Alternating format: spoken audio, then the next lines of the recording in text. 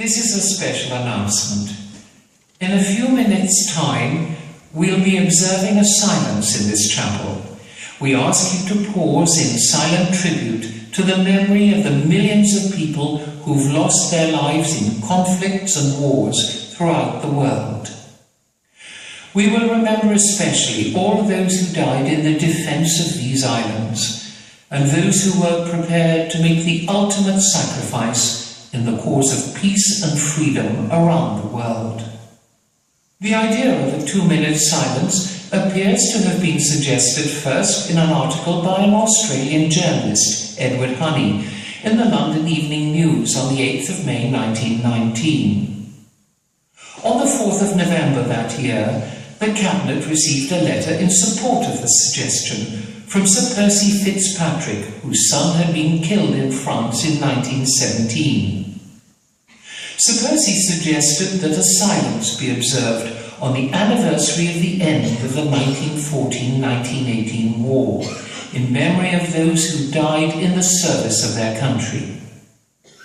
King George V agreed and issued a personal request that on the 11th of November there would be, for 2 minutes, a complete suspension of all normal activities. A ceremony was then held every year at the Cenotaph in Whitehall. But the practice was suspended in 1939 on the outbreak of the Second World War. After the war, the ceremony was moved to the nearest Sunday to the 11th of November, which was designated Remembrance Sunday.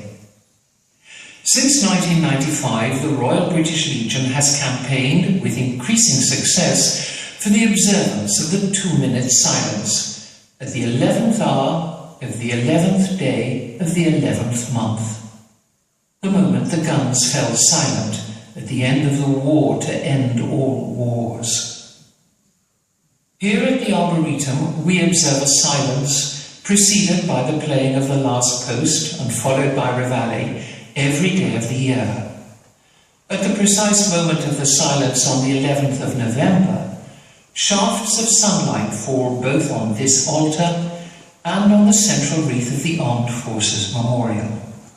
These rays of light symbolize the hope that the people of the world can live in peace and freedom.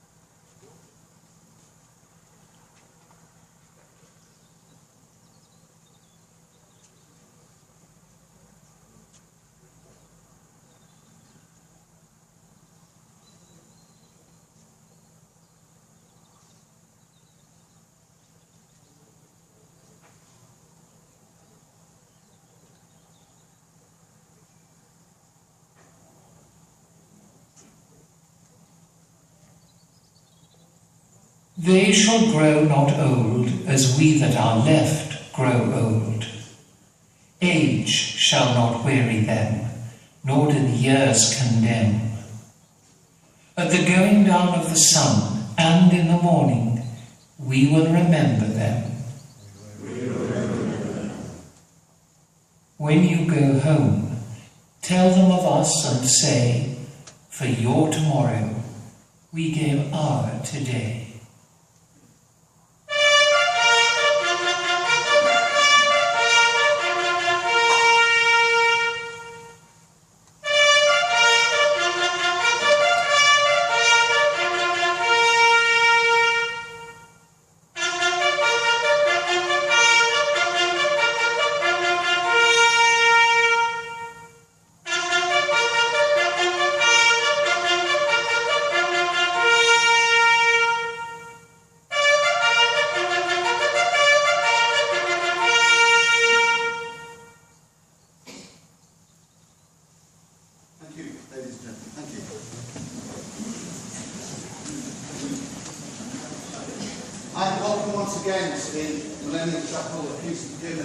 Welcome to the ladies and gentlemen of the Royal British Legion we have here this morning, and particular welcome to their worships, the Mayor and Mayoress of Chesterfield also. As I said at the very beginning, if you wish to leave the chapel now, that's not a problem whatsoever. I'm going to give a talk lasting about 15 minutes about the history of the Arboretum, some of the philosophy and of the Arboretum too. The inspiration for the Arboretum was a retired naval officer, a gentleman called David Childs. And David Childs had his inspiration for the Arboretum way back in 1998. Around that time, he was feeling that the idea of remembrance here in the UK didn't really have a high enough profile, and really he thought there should be some way that we could actually focus remembrance in some sort of way. And he went to America in 1988, and he went to two places in particular. He went to the National Arboretum of America, and he also went to Arlington Military Cemetery. And he wondered at that time if the two ideas of remembrance in a natural setting could be married here in the UK in a meaningful way. And having said that, I mentioned the Arlington Military Cemetery. This, of course, is not a cemetery. It never has been a cemetery. There's no intention in the future it should be a cemetery either. But we do hope it's a place of quiet contemplation for many, many people. At the beginning then, David Childs was, if you like, a bit of a lone voice, and he needed some powerful allies to make his dream a reality. And one of his most powerful allies in the very early days, you will have heard of, Leonard Cheshire, VC. He agreed with David Childs that remembrance needed to be focused rather more here in the UK. So he lent his influence to the appeal for some sort of centre. But then later on, an even more powerful ally, you could say, joined ranks. And that was the then Prime Minister, John Major. And he launched the appeal for the Arboretum in 1994, November 1994. Now there was the problem where this place which was only a vague idea at that time, should be sited. And it was decided that it should be somewhere central in the country, somewhere that lots of people should have relatively easy access to. There were lots of centres for remembrance further south, particularly in London, but nothing up here. So the Midlands was thought of as an ideal spot, and in fact we're here at the edge of the National Forest, so in a way we're part of the greening up of this part of the country. We're at the confluence of two rivers here, in fact. We're at the confluence of the Tame, which is our eastern boundary over in that direction, and the Trent, which is our northern boundary. And they unite in a place about half a mile away. They come together at a place called Watersmeet. And they flood prodigiously several times a year. We've had a very, very lucky summer, of course. It's been beautiful weather. But in the winter, we'll brace ourselves again, because no doubt we'll be underwater for some weeks to come. The site where we are at the moment was, in fact, a long time ago, was farmland. Then it became gravel workings, owned by a company called Redland Aggregate. Then it was a landfill the site.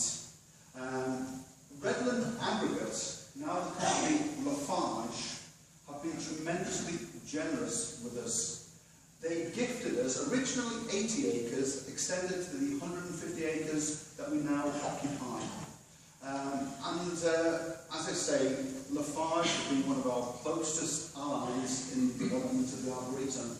Although I did use the word gifted, that's not quite true. We do actually pay a rent, a ground rent, for the site that we're on. We are on a 999-year lease, for which we pay the grand total of £1 per year. There's a sort of urban myth that all volunteers at all times should carry in their pockets a £1 coin, just in case the bailiffs come knocking. But as usual, I don't have mine with me, so they need to go. As I say, it's a bit of an urban myth there. The NMA is a charity. We're self-funded and we're self-financing. We come under the auspices, the umbrella, part of the family, if you like, of the Royal British Legion. And the Royal British Legion do support us too, tremendously. Thank you very much, those individuals here today from the Royal British Legion, for that. But having said that, we do exist on donations. Many of them personal donations, such as people like yourselves and associations. And this is the point where I'm instructed to say that any donation that you make today will be gratefully received. And if you'd like to gift aid that donation, getting us an extra 25 pence in the pound, well, absolutely so much the better. Brilliant. Thank you very much for that. Important dates. Excuse me. In the history of the NMA, I mentioned 1988, that was the first idea by David Childs. 1994, the launch of the appeal by John Major. In the late 1990s, we had the first planting of trees on this site and the first construction of buildings. The first memorial to come here, you've perhaps seen it at the base of the slope there leading to the Arboretum proper. It's the polar bear. The polar bear came here, as I say, in 1998. It's the memorial to the 49th Division, the 49th West Riding Infantry Division. They were called My Polar Bears by their CO in the Second World War. They originally had the White Rose of Yorkshire as their shoulder flash. But in the Second World War, they spent lots of time in Norway and Iceland, and they spent some of that time snowed in by 20-foot snowdrifts.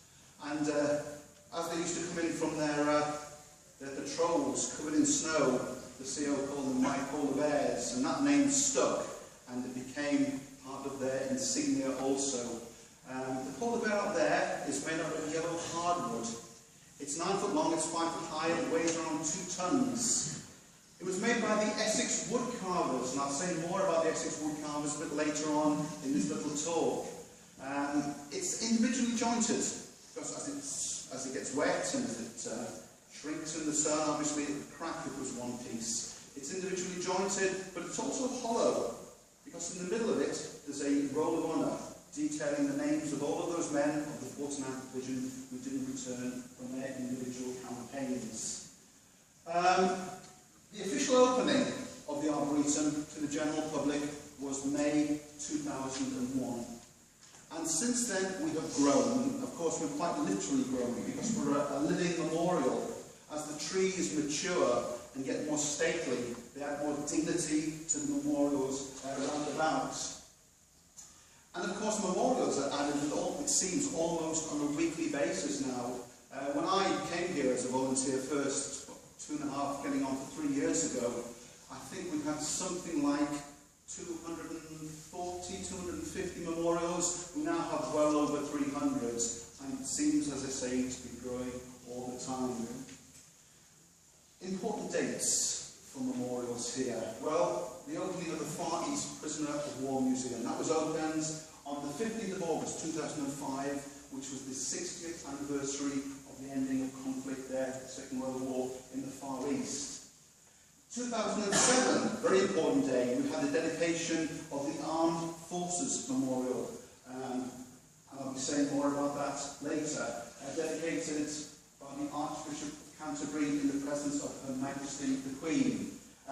2010, we had the Basra Wall brought back from Iraq and detailing the names of the coalition forces who fell in those two conflicts. And perhaps you know too that we're having a wall later this year dedicated, coming back from helmet coming back from Afghanistan with the names of those people, those men and women who've fallen in Afghanistan too.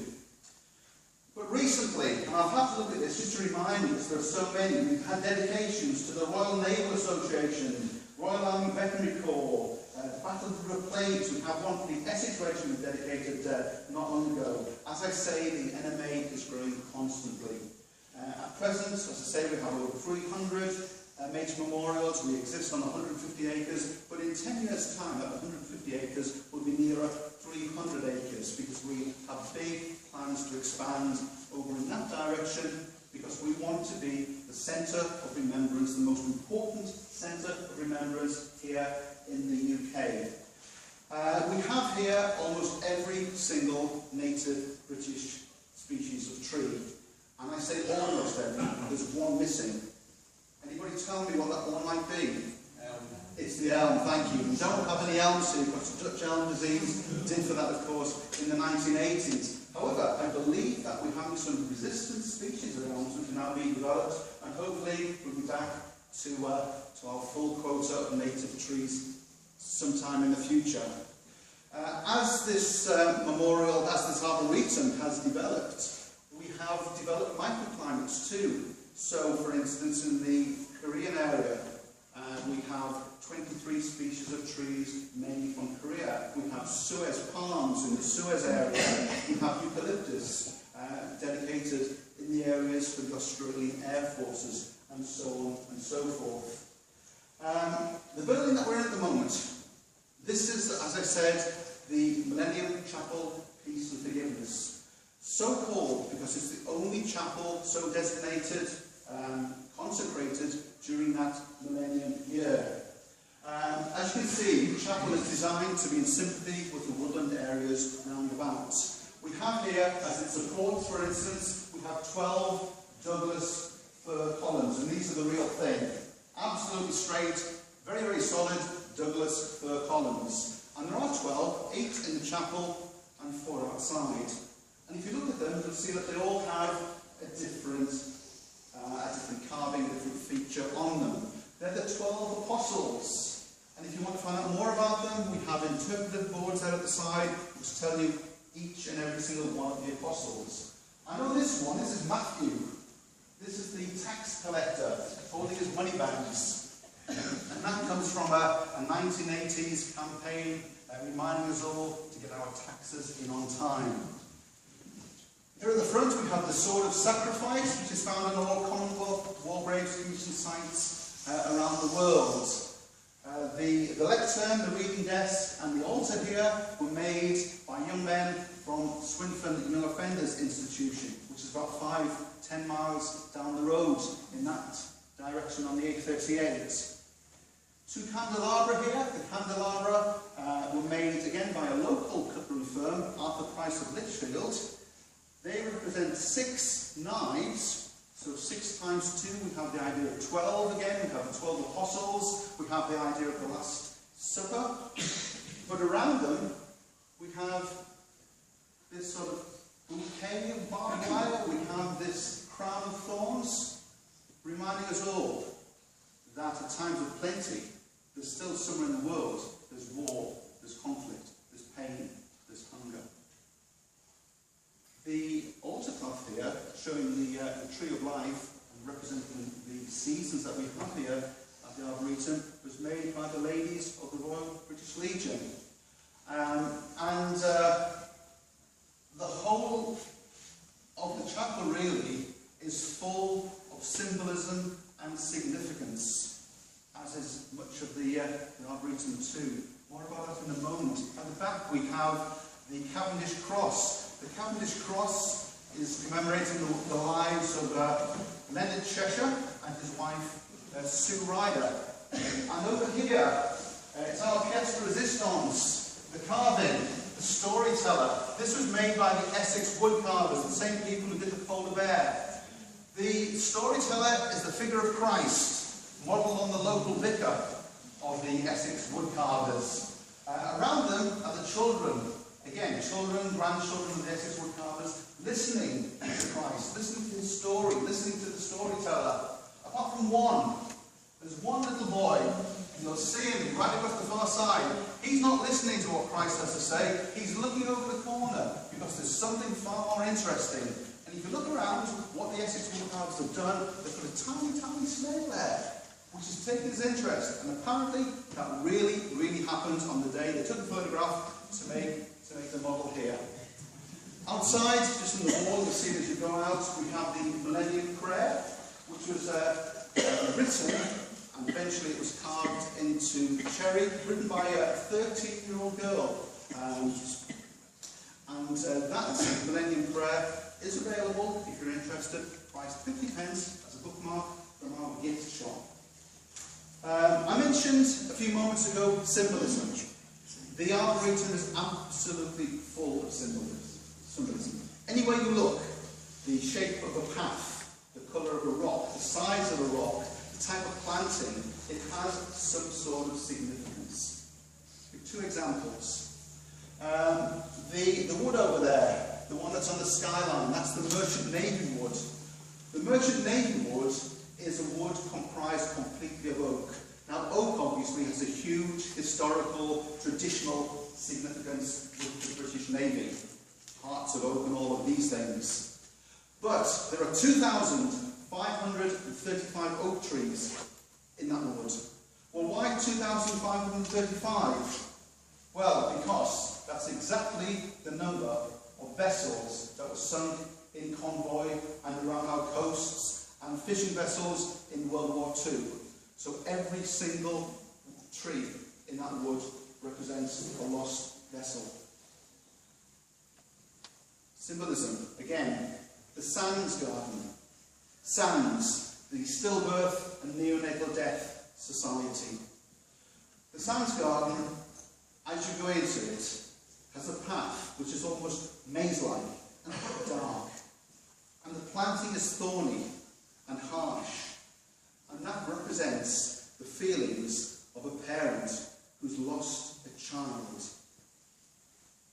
But as you walk around the garden opens up, and the planting is much softer. And there's a lawn in the centre with a tiny, tiny baby, a statue of a baby, and a teardrop beside it. And the softer planting represents the reconciliation and the feelings of a parent who eventually comes to terms with their sad loss. And as I say, everywhere you look, if you look at a memorial, there will be a story behind it. And if you want to ask about the story, anybody in yellow and green, as we are, will be able to give you a bit more information if you need that. But the most important memorial we have here, I suppose, is the Armed Forces Memorial, with the names of the 16,000 plus names, men and women who have died while on duty since the end of the Second World War. The memorial is the result of a design by a man called Liam O'Connor and his team of designers, team of architects. And he takes his inspiration, he took his inspiration from many, many, many different sources. Historical, classical, even modern. For instance, it's on a mound, as you can see, and that represents a sort of Bronze Age burial mound. The size of it at the top, if you actually measured the size of the central walls at the top there, they're exactly the same size as the dome of St. Paul's. And there's a whispering gallery effect at the top, just like the whispering gallery in St. Paul's too. As I say, Liam O'Connor and his team explored many, many different cultures, many historical areas for this. For instance, if you ever look at the Tomb of Augustus in Rome, any pictures of that, you'll see a real resemblance with the Armed Forces Memorial. And as you go up there, as you go up the steps to the top, you'll see there are two sets of bronzes in there too. The bronzes are made by a man called Ian Rank Broadley, and you won't have heard of him either probably, but you'll know his work. Because if you look on a £2 coin, at the bottom of the Queen's head on that £2 coin, you'll see three tiny letters, IRB, because he is responsible for the image of the monarch on the coins of the realm. On the left, the memorial up there, the statues up there, the bronzes up there, you'll see there's a wounded serviceman being carried aloft by 4 of his comrades. There's a sailor, there's a soldier, there's an airman, there's a Royal Marine. Beside them, there's a grieving father and mother, and a grieving wife and child. Showing the timelessness, I suppose, because this is a classical image too. It's the body of Patroclus being carried back on the shield of Achilles in the Trojan Wars. That's where the inspiration for those bronzes came. On the other side, we have that man being prepared for burial by a Gurkha female nurse. There's another man who's chiselling his name into the roll of honour there on the wall. And there's a fourth man, and he's pointing through the gap. And through that gap, as you heard on the commentary earlier, through that gap, on the 11th of November, 11 o'clock in the morning, the sun will strike, and it will cut the central wreath and fall on the statues opposite. And I mentioned symbolism a while ago. That's truly symbolic, that's truly emotional when you see that. Ladies and gentlemen, that's more or less the end of my talk. Let me just say this before I finish. That we who come here once a week, those of us who work and volunteer here on a daily basis, we find this an inspirational and a very, very important place. As I said earlier, if you have any questions, please ask me at the end. Please ask any volunteer during the day. Have a great day, everybody. Enjoy the rest of your day here at the Arboretum. Thank you very much.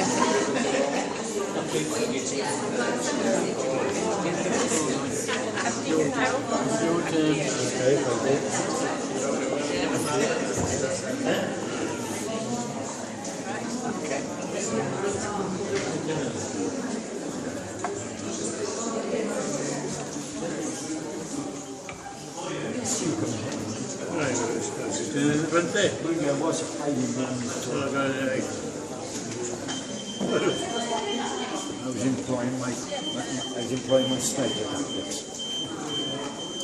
Didn't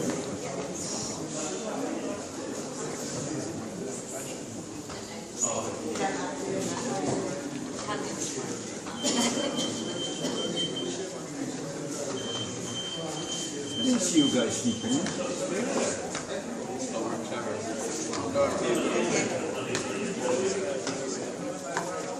Yeah, we snuck in. Mind you, I was hiding behind this house. Kept each other. This is How would you say? so a couple of ladies standing there, so I offered them to them. Money or whatever, so I'll just stroll in. I didn't see anyone. I said, yeah, look, she's on job creation.